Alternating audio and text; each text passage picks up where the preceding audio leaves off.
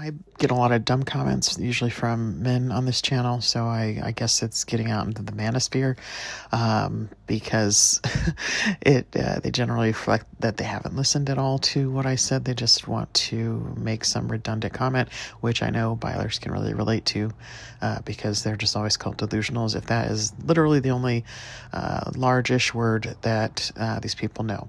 So I get it. It's never just a TV show. Media reflects culture. Even as a poli-sci major, we studied film, both in specific classes, like I had a class, in college called Politics Through Film, but also just like you might watch a film in high school, although hopefully they weren't showing you Gone with the Wind like they did me, because that's not historically accurate. Anything that is part of the culture and comes out during a certain time as a document of that time. It might be contradicting that time. It might be commenting on that time by doing another time, like MASH. It might use sci-fi to distract from the fact that it's about, I don't know, a couple of gay boys in 1980s Indiana during the height of the AIDS epidemic who were terrified of their feelings for each other. It might be something that is in a conservative made during a conservative administration, so you have to couch things in sci-fi. That happened a great deal in the 50s, for example. I remember specifically The Day the Earth Stood Still being one of the films that we studied in that Politics Through Film class. So basically, whether or not my predictions of the ending happens doesn't disprove the logic of the conclusions I've made, but a failure of the Duffer brothers or Netflix to deliver the truth of the story they set up.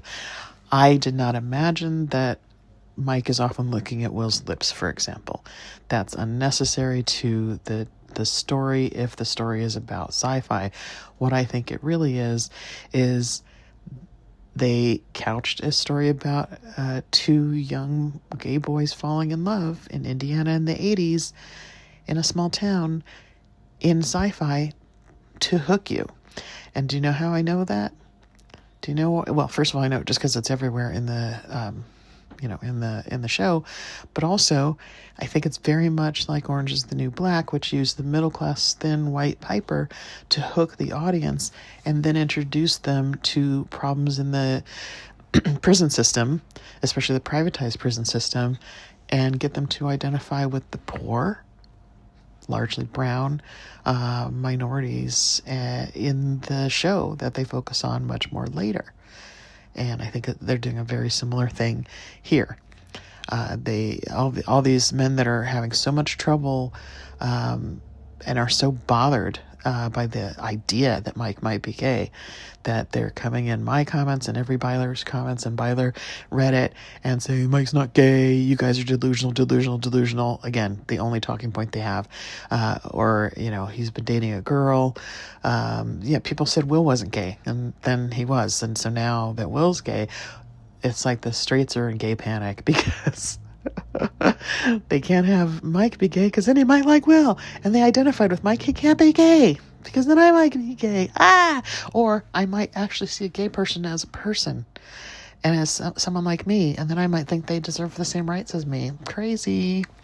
Anyway, so whether or not I'm accurate, it doesn't really matter. I mean, in 2016 and 2024, those elections should have ended with a competent woman winning.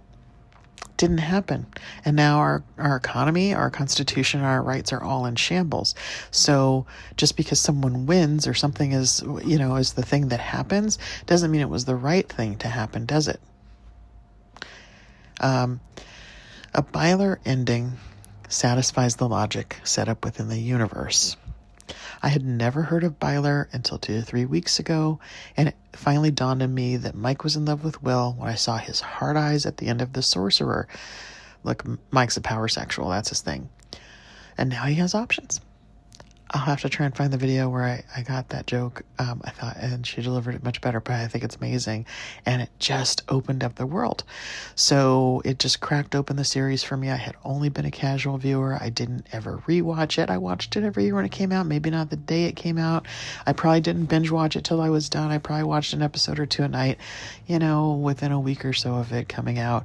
But I certainly, I probably watched in the background while I was doing other things. And I think that's part of why a lot of people aren't seeing things, and also just because heterosexuality is assumed to be the norm. Everyone is assumed gay until otherwise. You know what else happens in media? Characters are assumed white unless otherwise, right? They're assumed male unless specified as female. We think of certain things as the quote-unquote norm, and we're trained that way, and then anything else you have to announce. I've met people that I met online, and when I met them in person, they felt betrayed. I hadn't told them that I was biracial, or as they saw me black. They didn't tell me they were white. I didn't feel betrayed.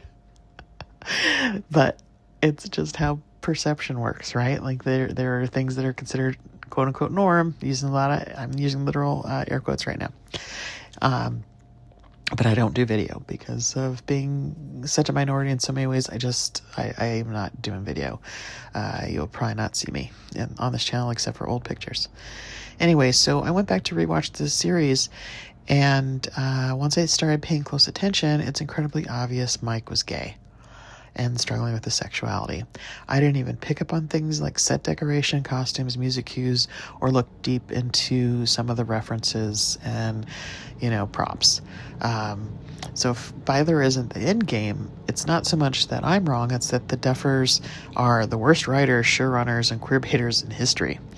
A finale in which Elle gives up her independence, Will doesn't get the man he loves after being brutalized and sacrificed almost every season, while all the straights have or had required relationships, and then Mike continues to repress his feelings for Will and his queerness in general, being trapped in a broken, loveless relationship like his parents. That's tragic for everyone, right? That's no happy ending, and they said they're not Game of Thrones. I don't think that they want any of these characters to be miserable. Without Byler, Mike is just a jerk in season 3 and 4 for no reason. Without Byler, Will's suffering benefits everyone but himself. Without Byler, Mike is reduced from a complex character to Elle's boyfriend.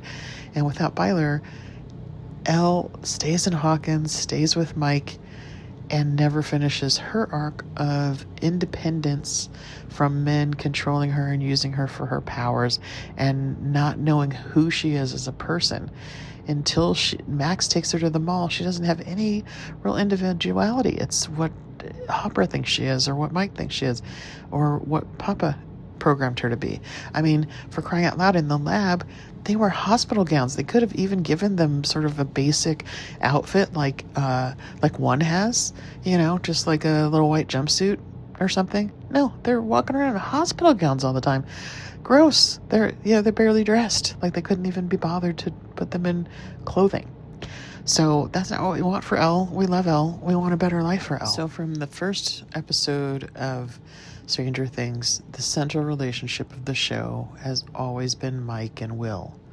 In season 1, we have the little scene at the end after the game where Will stays behind and talks to Mike, admits that his role was a 7 and the Demogorgon got him. And then that's what happens. The Demogorgon gets him. And that establishes their relationship as special and separate because they're the only two boys that talk individually. It's a little different when Dustin and Will talk later. It's more their competitiveness and, as they're riding home, the first 3 boys, and then my brain. And then I'm going to say Caleb, but that's the actor. Lucas peels off because he canonically lives close to Mike. So, they have a little interaction, but there's just something very different about Will staying behind for a moment to speak with Mike alone and confess something to him. It shows that he can't lie to Mike, right? It shows that there's something really special between them. And it's close and it's sweet. And we see that throughout the series. So just to go over why this show, proof of why the show is the central relationship is Mike and Will. In season 1, Will goes missing, and Mike will do anything to find him, including sneaking around, defying the police, yelling at adults, going to the woods in the middle of the night, or late at night anyway, after dark, when his friend's just gone missing, so it's potentially dangerous. And even hiding a girl in his closet. That's some of the first closet imagery from around Mike. And then Mike and Joyce's staunch conviction is, that Will is alive is what drives the plot in season 1. Season 2, Mike is possessed. And Will, God, I keep mixing everyone's names up. Will is possessed, and Mike sleeps by his bed at the hospital, and at the house and in the hospital in a chair. Totally uncomfortable, to comfort him. He tells Will that he's going to be all right, and he touches him on his hand. He has a real and unforced love confession, telling Will that asking him to be friends on the first day of kindergarten was the best thing he ever did. The hand that Mike touched is the one Will uses to tap out the message in Morse code that they should close the gate, which could potentially kill Will. It's like that hand is the only thing that is Will, and it's because Mike touched it. And there's a repeated theme of Mike's hands having some magic. There's some magical connection between Mike and Will. In season 3, even though Mike is dating Elle, he pushes her hands off his body while they're kissing. So that's a weird detail, because I think I said this in another video. That's more something a girl would do, because they're not comfortable with a boy touching their breasts, or his hands wandering somewhere else. They're not ready for that, especially like at 12, 13, 14. But a boy, a boy's chest is less, sexualized and less of an intimate part. Like guys can go to the beach or the pool without shirts on. Women can't, not in the United States, right? So then their breakup is played for laughs, unlike the fight with Will in the rain, where Mike says, "It's not my fault you don't like girls," and he immediately regrets it. He bikes through the rain to apologize to Will. I don't think he ever apologized to Elle that season. I'm not sure, but with Will, it's immediate. He immediately regrets when he's hurt Will or had a fight with Will, and he always can communicate and make it right. And that's another, direct contrast between how he treats Elle and Will. In season 4, Mike visits Elle and Will in California. And while he seems to be ignoring Will and acts all coupley with Elle, he later recounts everything Will did and that it ruined his day. Not Elle being bullied, not Elle hitting Angela in the... Well, I guess that hadn't happened yet, hitting Angela in the face. They're looking for Elle after she's been bullied and run off.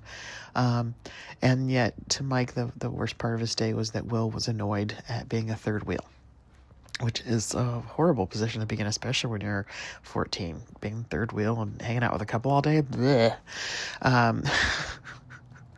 I remember being in that age, and I had a friend, she started dating someone, and a bunch of us all hung out together, before school and during breaks.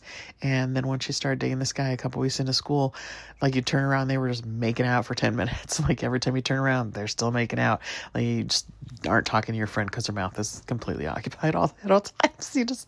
That friend disappears. Anyway, so yeah.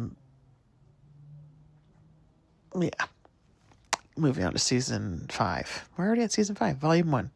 There's only one scene between Mike and Elle in the first episode. There's no kiss. And in fact, I don't think they've kissed on camera since season 4, episode 2, in the airport when Mike has his sunglasses on. So you can't see his eyes, which is kind of a repeated thing of not being, the eyes are the mirror to the soul. So he, doesn't he? It's like he doesn't see her and doesn't want her to see him, really. Because if you look into someone's eyes, it's much easier to tell if they're lying to you. Anyway, so there's no kiss. It's the same hug that she gives Will, and it's the same hug that she gives both of them at the end of season 4. And she even touches Will's hair, so there's no differentiation between how she hugs Will and how she hugs Mike. And she also seems sad. and it really, I know other people are saying this too. It seems like they broke up. It seems like they broke up a while ago. They maybe haven't told everyone. But Will, having lived with Mike for the last 18 months, probably knows, because suddenly Will has hope that there are signals, and he has that conversation about with Robin, and when she says there's signals and lists what some of them are. First of all, it's like he looks down, like he's remembering things. And then secondly, right after, Mike does all the things that Robin says, a bump of the elbow, not so much the leg, but a bump of the elbow, and a shared look. And when they're walking down the hill in the field, Mike closes the gap there's probably about a 2-foot gap between them. Mike closes the gap and then bumps the elbow. And it's always Mike who initiates contact, and it's been that way since season 1. He puts his arm around Will when he finds Will scared when they're trick-or-treating, because he's just come back from the upside. He's been the upside down, and Mike is able to grab him out. In season 2, Will, when he has an episode or is taken over by the mind flayer, Mike touches him and he gets out of it. So again, Mike's touch, and Mike always seeks out touch. And in fact, we find out Mike approached him. We find that out in season 2. Mike approached him in kindergarten. So Mike has always initiated their relationship, both meeting and any touch. So it's really interesting that Will assumes Mike isn't gay, when actually Mike has always been the one pursuing him in this way. So Mike then he hypes up Will and flirts with him before they go into the tunnels, and later they hold hands in this very sexually coded burst pipe scene that could have been any other character.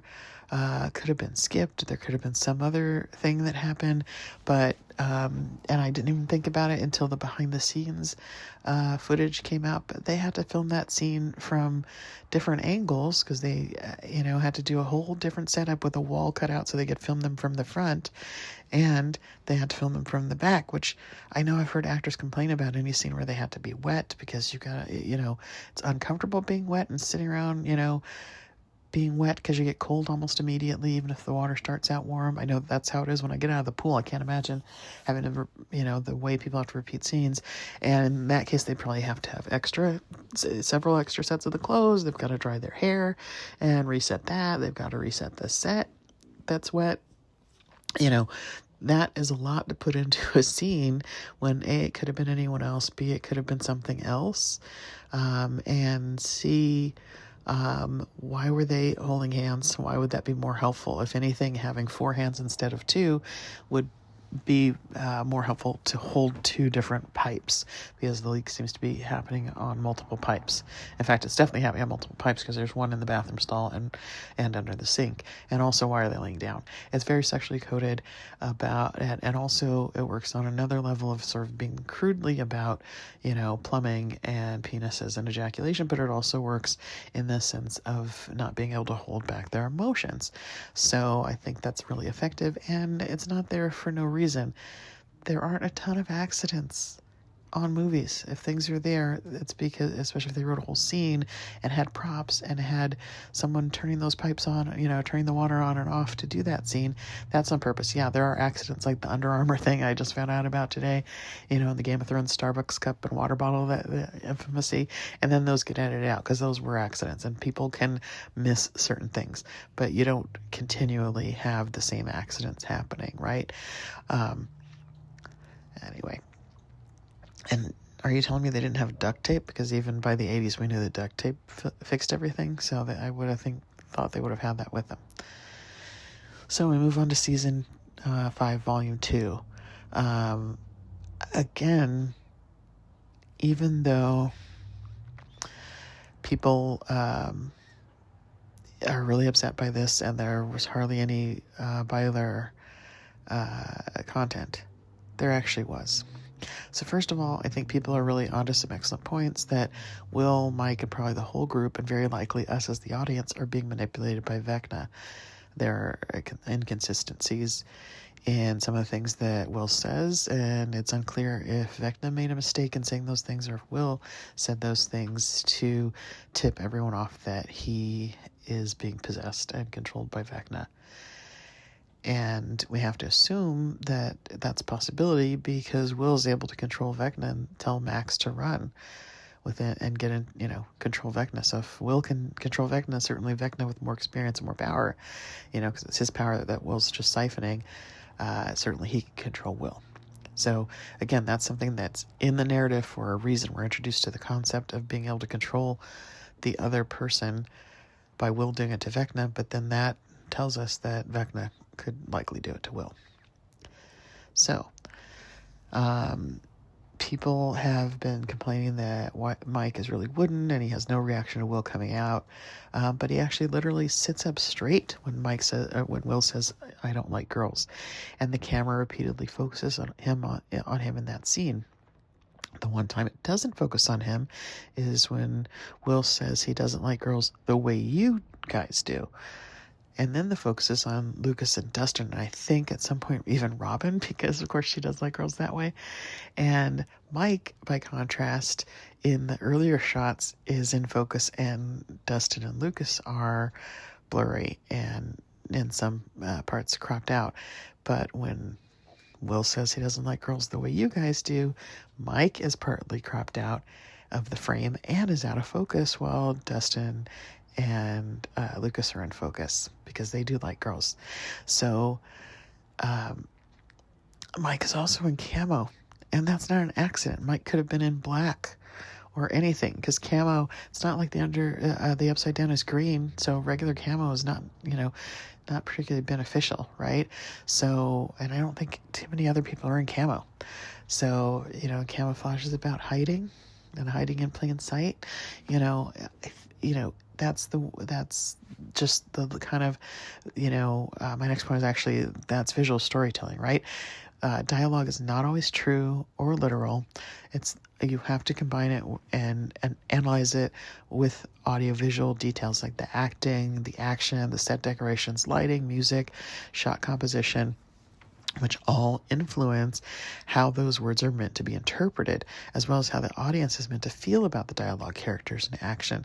And some of that's on an unconscious level, particularly like lighting and music can hit you on an unconscious level, so you might not even notice it. But music, if you listen to something with the sound off versus with the background sound and music, it's different. That's made to affect you emotionally, right? And sometimes also give you specific cues, but most, if for nothing else, that something is a love scene, right? When it has romantic, swelling music or a ballad. Whereas an action scene is going to have totally different music. It would be ridiculous if it had the more soft, sort of, romantic music. How's this going to happen? I think the most likely scenario is trite, but it's like Romeo and Juliet and Cyrano de Bergerac, both of which I think are used in this series, with 11 and Mike being the star-crossed lovers, Romeo and Juliet, who are terrible for each other, and Will and Mike, with Will being Cyrano de Bergerac, because Cyrano always gets his man, or gets his person. So I think the most likely scenario is when there's an all is lost moment. That means when Will seems to have been defeated and depleted, maybe even died, Mike will go to his side. And again, remember, Mike has a history of waking Will up from trances by touching him.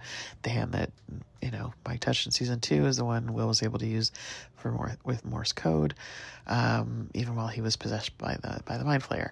Now, yet Mike has avoided touching Will, and for the most part, in Volume 2.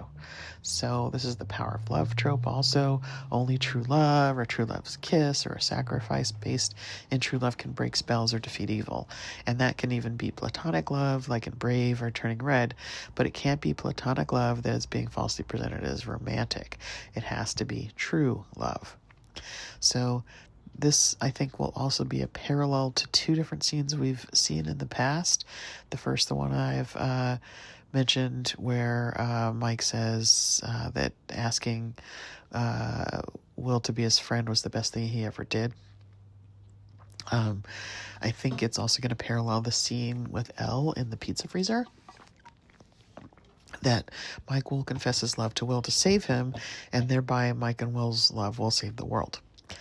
Unlike with 11, it'll work because with Will, because Mike is telling the truth. This also closes Mike's arc because he's finally able to express his feelings. He has been shut down and shoving things down, and if you think he's not expressive, that's why. He's not showing his feelings, and in the past, like the feelings he's been able to show easily are anger and annoyance, right? Not love, not how he actually feels. And he's very much more loving towards Will before they go through puberty, and once they go through puberty, suddenly he can't be physically affectionate with Will anymore. So remember too that with the freezer scene with Elle, yes, he supposedly professed his love for Elle, but he did that with Will being his Cyrano, urging him to do so.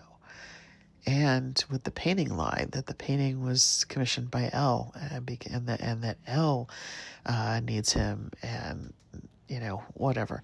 And when we really know everything in that speech is Will, and then Will turns and cries, right? So we know that is all based on a lie. So in the Cyrano trope, the person reading the lines gets the love interest at first, but Cyrano gets them in the end. Cyrano gets the happy ending with Roxanne. So, Mike's Roxanne. That's fine.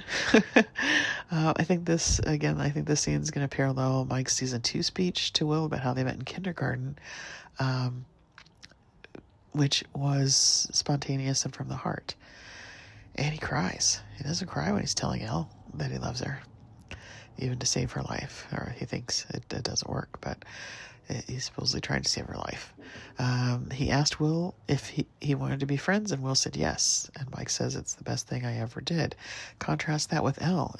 In season 4, when Mike's talking to Will in the van, he says he's just some random nerd who got lucky that Superman landed in his lap. Elle was just an accident. Will was a choice. Mike chose to become friends with Will. He met Elle in the woods by accident while searching for Will. In fact, on finding Elle, Mike's first words were, "That's not Elle." So, and this is very important, Will's first word to Mike was yes. Elle's first word to Mike was no. Will, W, stands for win. Elle stands for loss. And this reminded me of a story John Lennon told when he first met Yoko Ono at one of her gallery shows. One of her exhibits was to climb up a ladder, and he climbed the ladder, and when he got to the top, I think it was on the ceiling, there was just the tiny word yes. And he said this affirmation was why they ended up together. Had the word been no, they never would have dated. So this is also a trope, like the power of the word. This relates to spells and the magic of language. You know how people say self-talk is important, and if you're always saying negative things to yourself, you're going to bring negative things on. If you say positive things, you're going to bring positive things. Well, that goes all the way back to the Bible, that God spoke the universe into existence, right? God said, "Let there be light," and there was light, right? So words have power, and I think, with Mike being a storyteller, we can't underestimate the power of language, because, in fact, so many things that Mike has said have been true. For example, the Demogorgon is what comes and gets Will. Like everything in the game has happened. He tells Will he's a sorcerer. Will becomes a sorcerer, etc. I think we're going to see Holly become Holly the heroic. Before it's in the finale. So it seems to me that Will's awkward coming out scene, I know it hurt a lot of LGBTQ people, because it felt like, and definitely was, that he's forced to come out because of his abuser. But I think it was done in part to show Mike that their community would accept him, and that will give him the strength to finally become Mike the Brave, and be honest, speak his truth, and become the heart of the party. So these are just some of the breadcrumbs and clues that we would follow to predict what the major plot twists are, and the character arcs and the mysteries that will be resolved. Now, the ones I've talked about, I'll point to Byler. I'll do another video and I'll try and get it up before I go to the movie, which it's already 5, so I gotta leave in 2 hours. But I think, Byler Lawyer does an incredible job cataloging the many reasons that Mike can very obviously and logically be read as gay and in love with Will, and the fact that this love triangle hasn't been resolved prior to the finale indicates it is central. If either Mike or Will was a girl, we would see this and it would be a foregone conclusion. So I think that with that, I'm going to do a separate one for my predictions. But what I want for Mike and Will, what I see is that Mike is, like I said, going to free Will. I think there's some other stuff that's going to happen with Mike. And Mike and Will are going to have their first date, and it's going to be at Enzo's. And they're going to be the first couple that actually makes it to their date at Enzo's. They're not even going to announce in advance. They're just going to have the date, and it's at Enzo's. Will's going to get into NYU. Maybe Mike goes to NYU or he goes to Columbia. So they're in New York together in their 20s. And maybe Mike is the epilogue boyfriend everyone's talking about, or maybe there is no epilogue boyfriend and they're just hanging out and having brunch with friends. I don't know. And I want Nancy to also end up in New York. I want her to follow her dreams and stay single until she's more established in her career and has time to find herself, and maybe ends up in New York with Mike and Will. So I definitely have some other predictions, and I'll make a separate video. Ending finale, but the finale of the action and destroying Vecna and whoever else might be the big bads. What I really think we're going to see, and I think it was confirmed that Heroes by David Bowie is going to be featured in the final episode, and so that's a third instance of that song. The first two being God, I wish I had written this part down, being the Peter Gabriel version. The David Bowie version is much more triumphant and hopeful. So I think that when you have that all is lost moment, or when they've defeated Vecna and the Mind Flayer and whoever else, any other big bads, and you have everything's burning and that, whatever in the background, and they're hurt and dirty, Mike and Will are going to have, if not their first kiss, maybe the first kiss saves Will, and it's a second kiss, but they're going to have a triumphant romantic kiss and a long embrace like you have at the end of any kind of action movie where you have love interests. And so, everything's just going to be burning in the background. Heroes is going to play, and might even have the 360 shot, just to really tie it into just traditional, typical action adventure sci-fi tropes of what happens when good defeats evil, right? And it's it's all the things to true love's kiss and the power of love, and the only difference is it's going to be two gay boys making two gay boys heroes.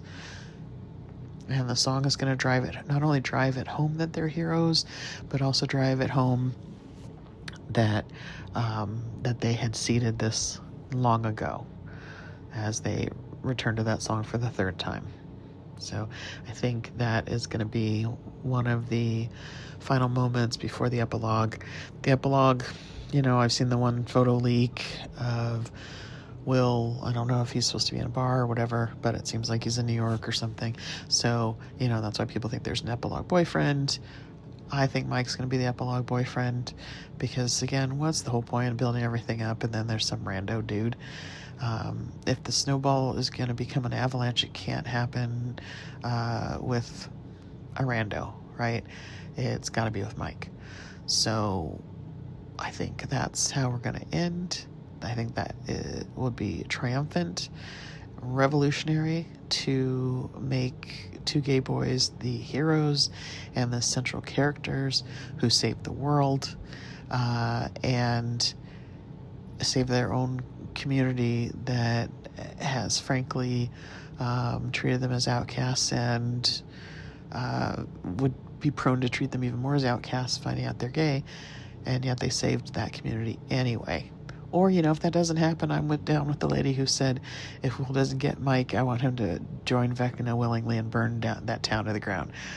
I'm down for that, but my first choice would be triumphant heroes closing moment before the epilogue of Mike and Will having that kiss that you would see at the end of any movie. And no, I didn't, have some fantasy of wanting to see two gay boys kiss. I want two gay boys to have the happy ending that straight couples are allowed to have. That's it. I want them to be treated the same. They get to be heroes. They get to have romance. They get to have love. They get to have community. They get to have the same thing as anyone else, because that is going to heal so many queer kids today who I see being attacked for seeing themselves in this show. But it's also going to heal so many Gen X queer kids and that inner queer kid of a lot of people that I grew up with who were closeted and had to be closeted to be safe. And certainly, like I've said before, my mom's generation and generations before that. I think it's going to be so healing, so revolutionary, so beautiful, because the show is either that or it's just kind of a blah sci-fi show, with a trite ending. The only way to really make the show special and have a legacy is actually through Byler. So if you really love this show, that is the right ending, based on the seeds they planted and based on it differentiating it from everything else.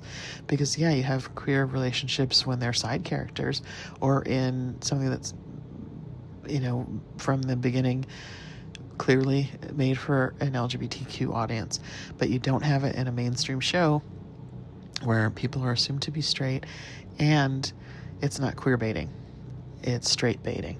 And I love that for the straights.